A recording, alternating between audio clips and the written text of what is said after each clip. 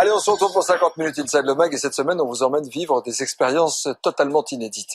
Est-ce que vous avez déjà pensé à faire cloner votre animal domestique, ma chère Sandrine? Ça peut bien, Je sais non? pas, votre chien, votre chat? Non, rien du tout. Non, jamais? Jamais, non. Et pourtant, c'est possible. Vous allez voir qu'en Corée du Sud, on peut tout faire. Nous sommes partis à Séoul, capitale ultra moderne, où la réalité dépasse souvent la fiction. Chirurgie esthétique à outrance, robots géants, c'est une ville qui vit à un rythme effréné dans laquelle on travaille plus de 60 heures par semaine. Alors, forcément, pour décompresser, on peut aller dans les bars pour tout casser ou même vivre son propre enterrement. Non. Si, immersion à Séoul, la ville de toutes les folies, avec notre reporter Cédric Le Gallo. Son propre enterrement. Ouais, c'est un truc de fou.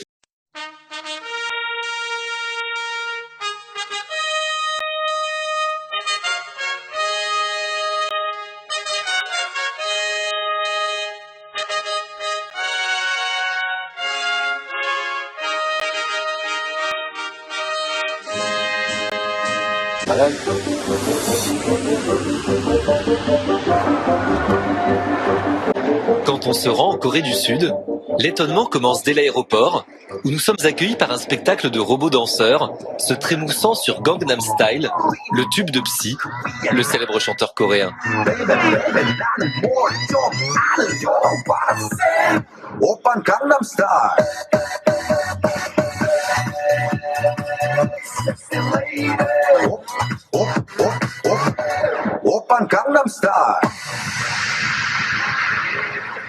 Dans cet aéroport, les robots sont partout.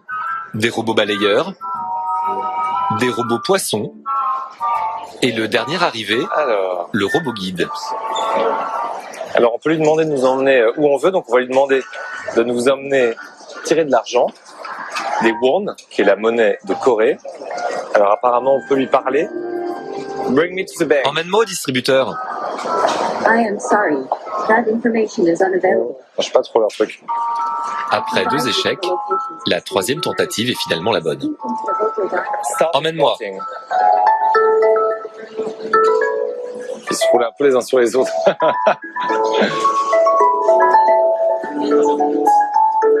C'est bien, c'est discret. We are at the destination. Thank you, Arsta. Merci, au revoir. Goodbye. Ah, une autre musique, c'est sympa aussi.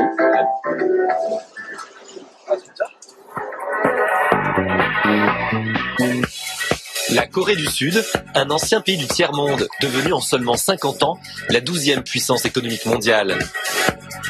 Et à Séoul, la capitale, la réalité dépasse la fiction. Ici, on fabrique des stars sur mesure, au visage de poupées. Les robots des films hollywoodiens prennent vie. Et le clonage est accessible au grand public. Pendant une semaine, nous nous sommes immergés dans cette ville 6 fois plus grande que Paris, où toutes les folies sont permises.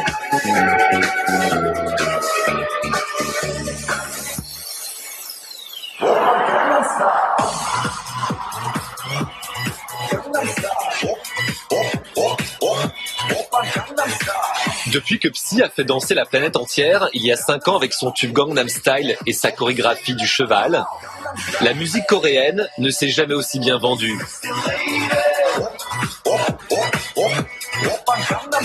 Le genre qui s'exporte le mieux, c'est la K-pop, la pop coréenne, à l'image des garçons du groupe BTS, qui ont même coiffé au poteau Justin Bieber et Ariana Grande lors des derniers Billboard Music Awards. Des groupes formatés, fabriqués de toutes pièces, et dont la plupart ont recours à la chirurgie esthétique. Certains l'assument même au grand jour, comme les Six Bombs.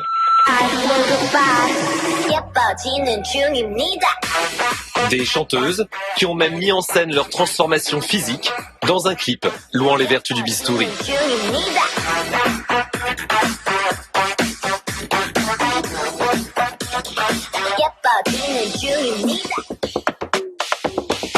Ce soir-là, elles se produisent dans ce festival en plein air, devant 5000 personnes.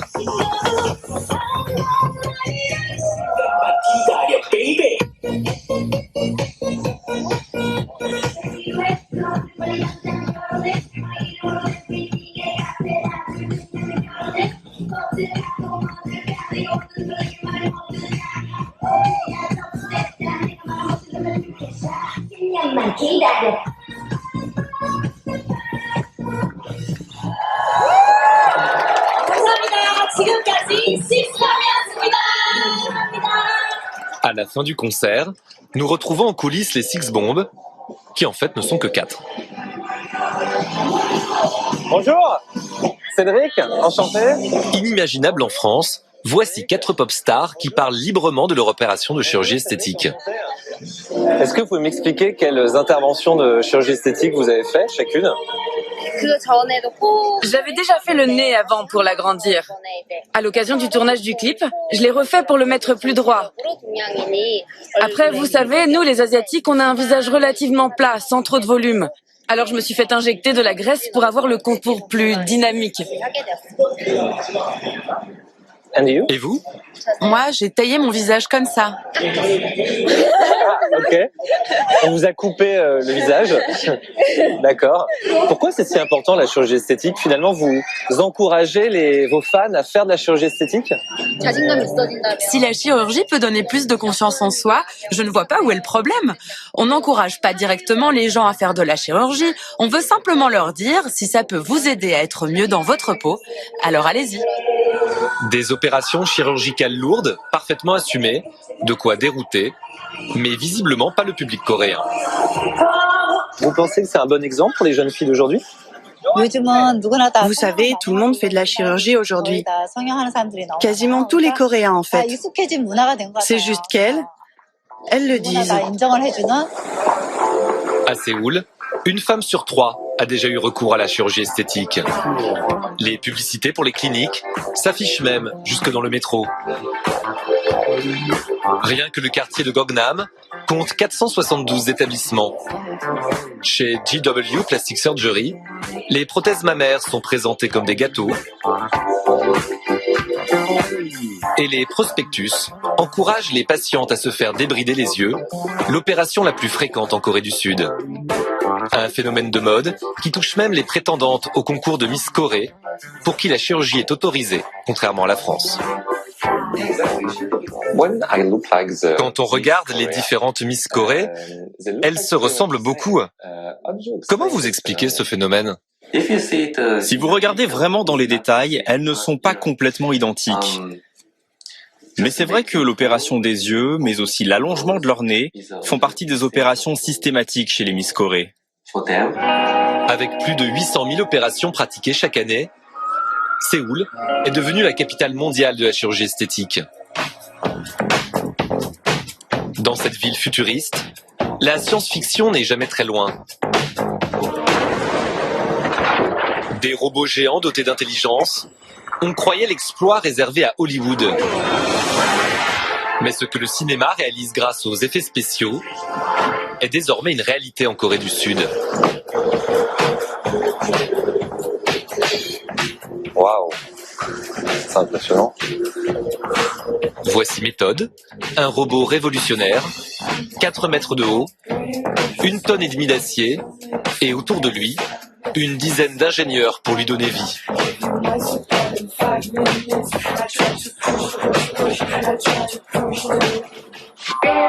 Cet androïde, aux allures de jouet gigantesques, est issu de l'imagination de cet homme, Jin Ho-young, un milliardaire un peu fou qui a dépensé plus de 190 millions d'euros pour réaliser son rêve. Il a même fait appel aux designers de Robocop et Transformers pour dessiner ce robot et son petit frère. Presque 4 ans de travail. Est-ce que vous pouvez nous expliquer à quoi sert ce robot? C'est quoi son utilité en fait?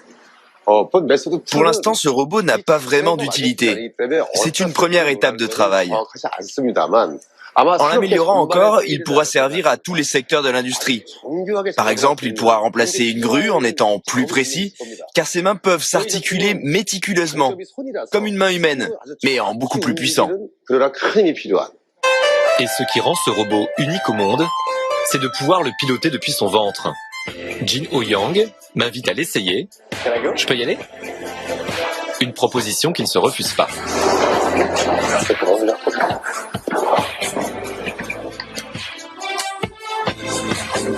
J'ai l'impression que je vais faire décoller une fusée. Ok.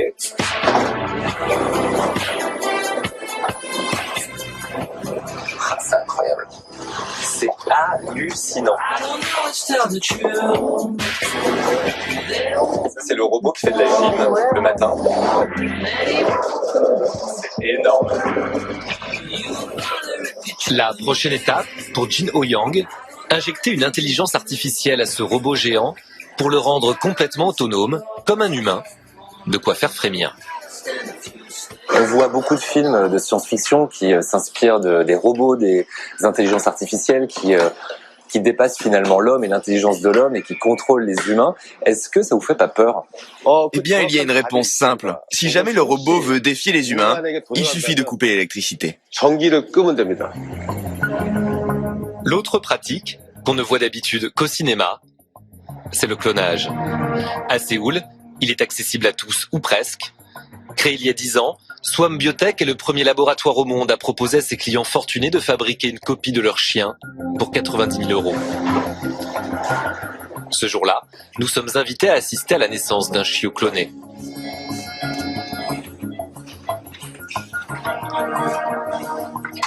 Il ne pleure pas? Il est encore endormi. Ah, il dort.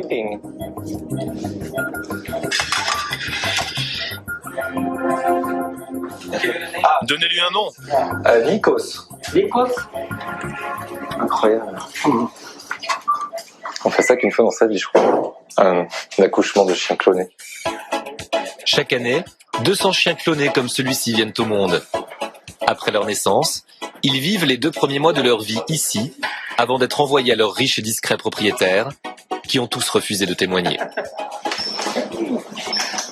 Ce sont donc 3 copies identiques du même chien? Oui, ils ont été tous les 3 clonés à partir du même chien.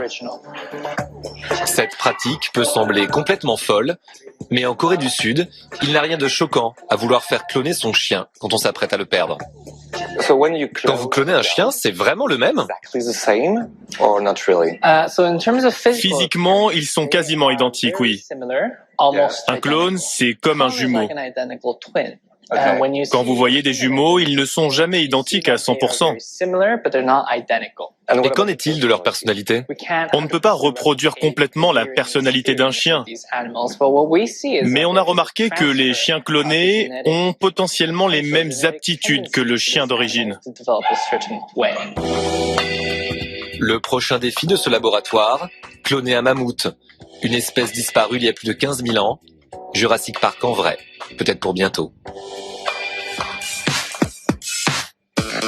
Pauvre en matières premières, la Corée du Sud a tout misé sur les nouvelles technologies et la force de travail de ses habitants qui ne prennent que 7 jours de vacances par an. Ce qui déroute souvent les étrangers qui veulent s'installer à Séoul. Salut Fabien. Salut. Enchanté. Enchanté, c'est vrai que... Bienvenue à Séoul. Bah merci. Bienvenue en Corée. Pangapsnida comme on dit. Comment tu dis? Pangapsnida. Pangapsnida? Ouais. Ça veut dire bienvenue ça. Ça veut dire enchanté. Enchanté. Inconnu en France, mais star en Corée du Sud, Fabien Youn ne peut pas faire un pas dans la rue sans être arrêté par ses fans. Mais peut-être qu'elle ne veut pas de moi sur la photo.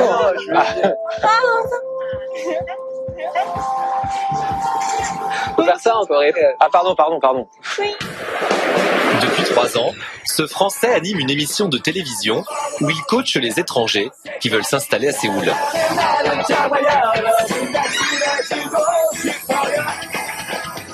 Vous devez avoir plein de copains super beaux, non? Invitez-les sur le plateau, s'il vous plaît. Et présentez-les aussi à Miss Sayuri à côté. Mais oui, il ne me présente jamais ses copains. Non mais je peux pas, ils vont m'en vouloir.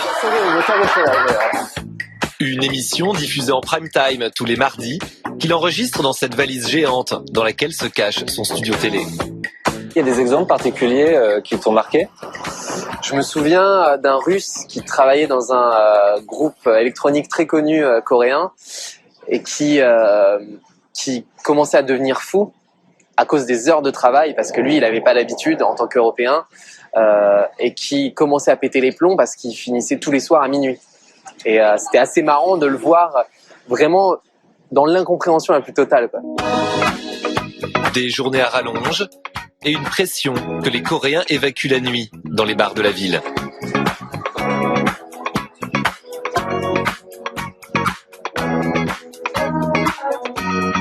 Dans le quartier très festif de Hondé, il y a une adresse où on ne peut se rendre qu'avec un casque de chantier.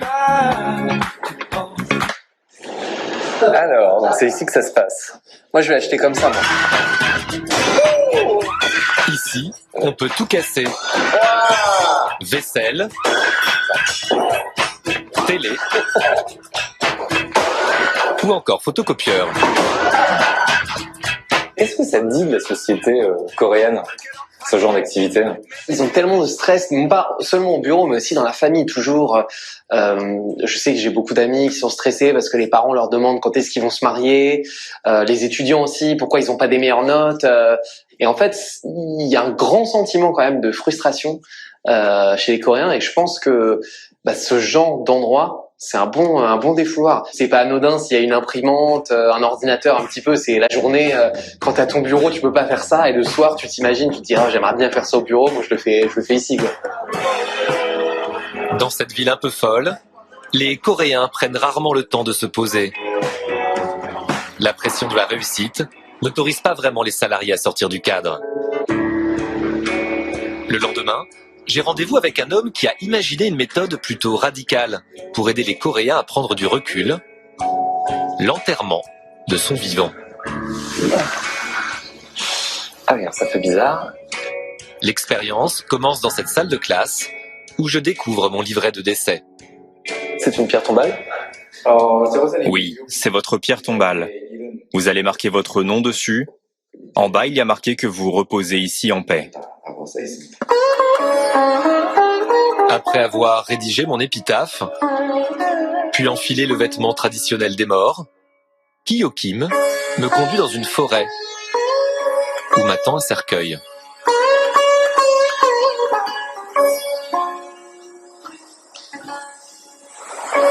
Quand vous rentrerez dans ce cercueil, tous les liens avec le monde vont s'arrêter définitivement. Regardez le ciel. C'est votre dernier ciel. Ça y est. Difficile d'arracher un sourire à ce croque-mort un peu particulier qui propose ce service depuis 20 ans. Je suis prêt à me faire enterrer dans ce cercueil que j'aurais aimé un peu plus luxueux, mais de la sapinac, c'est pas mal non plus. Voilà. J'espère que ça va pas me porter la poisse quand même, ce truc.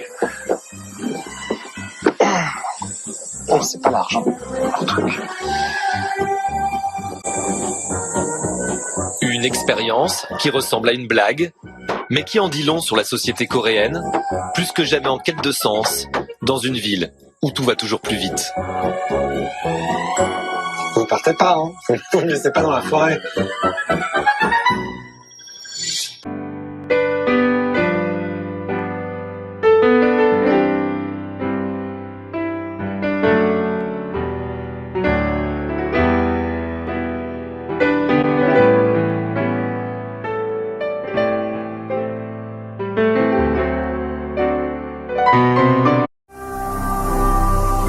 Ne manquez pas de vous abonner à notre chaîne YouTube Jésus-Christ TV, en cliquant sur le bouton s'abonner, juste au bas de la fenêtre de cette vidéo. Ainsi, vous recevrez automatiquement nos nouvelles vidéos, et vous ne raterez aucune. Vous connaîtrez la vérité et la vérité vous affranchira. Jean 8, 32.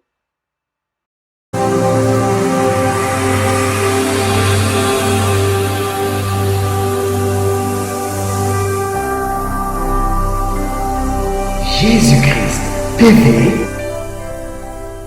vous connaîtrez la vérité et la vérité vous affranchira.